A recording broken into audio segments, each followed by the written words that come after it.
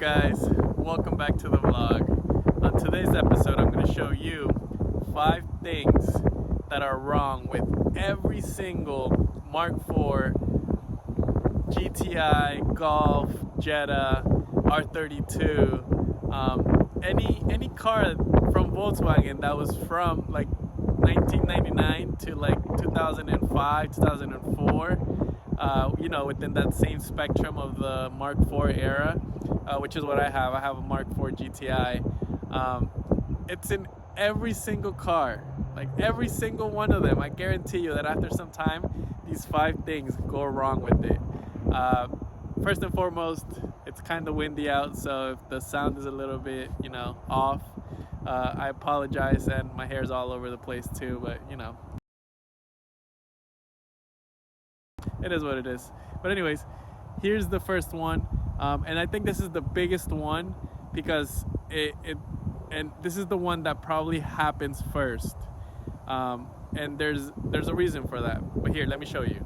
So for this first one, you joined me at a parking lot because there's no better way than a parking lot to show you this one. It is the most common one probably. You could literally probably drive it off the lot and this will happen. Check it out.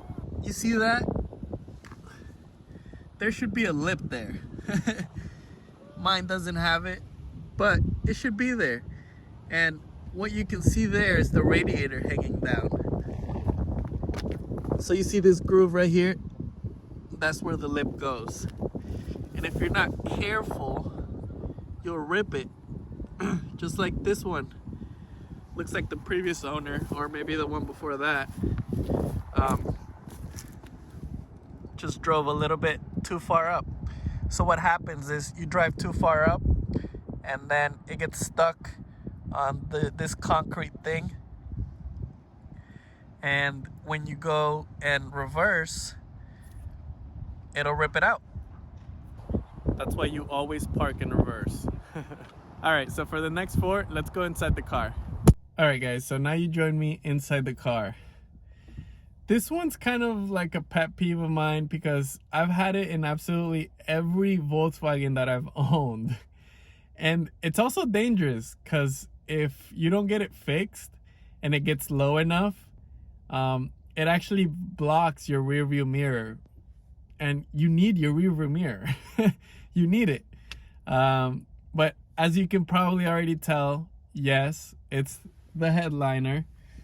Look at it. You see how it flops? And if you have your window down, it'll like flop up and down, and it'll just make driving a hassle. Like, who wants to see that in their rear view mirror just flop up and down, up and down?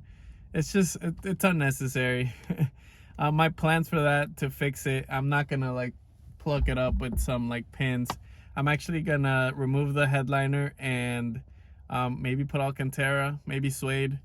Who knows? Item number 3. So this is a place where you could store all your valuables. Like if you have any money or anything like that, or something expensive that you want to put away and lock it. It's basically a storage. This is where you probably keep your registration and things like that. But guess what? I can't use it. You know why? I can't keep money in my car. I can't keep anything valuable in my car. I can't lock it because I just don't have it. Here, check it out. What's missing there? Oh God. So the door on these cars tend to break, unfortunately. And I actually haven't looked how much it is to replace one, but it happens on like almost every single Mark IV. Either the door doesn't close correctly or the door just breaks. On this case, the door is broken. And yes, check out my cars. I got a Ford GT and a Viper. Alright, so for this next one, I'm gonna have to turn on the car, or at least turn on the ignition, so you can check this one out.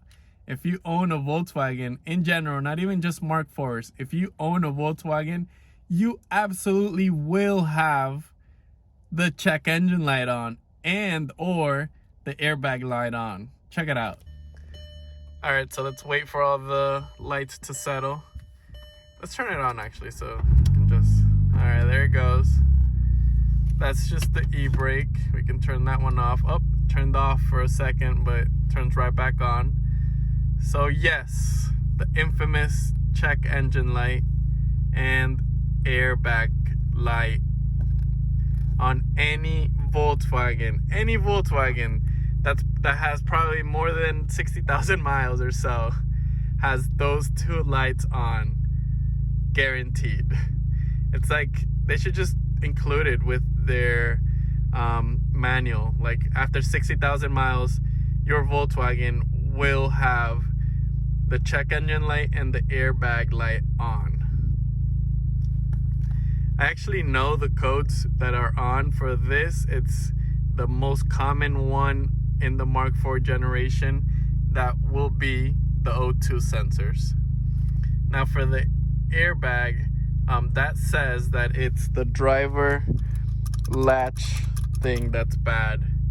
I will try and fix those.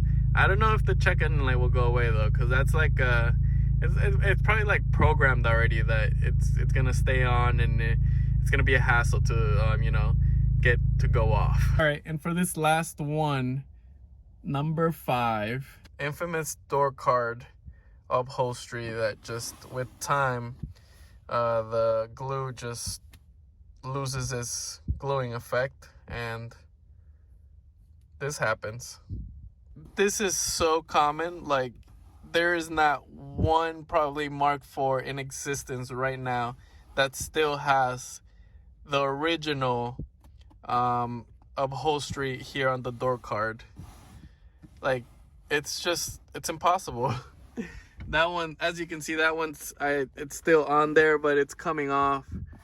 All right guys, so there you have it. Those are the 5 things that I am more than sure that every Mark IV GTI, whether it's a GTI, Jetta, or even R32s, they have those 5 things wrong with them, like no questions asked. So stay tuned for upcoming videos on those things. What I'm gonna do, I'm gonna take it apart. I'm gonna send, for example, the headliner to get re-upholstered. The door card I'm gonna send as well with the whole headliner and things like that. The glove box, I don't know. I kind of like the accessibility of just like throwing things in there and just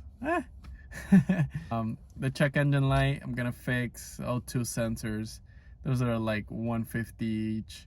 And then the belt buckle clip I gotta change as well, so I can get rid of that airbag light. And we're also gonna start going fast or faster. Right now we're at like 155 horsepower of pure fun. Woo! I want to get this car to like 350-ish horsepower. That's like the horsepower that you can be at before like you have to like change the rods and pistons. But besides that though, I hope you enjoyed today's video. Like I said, like, comment, subscribe, and stay tuned for some more content coming up.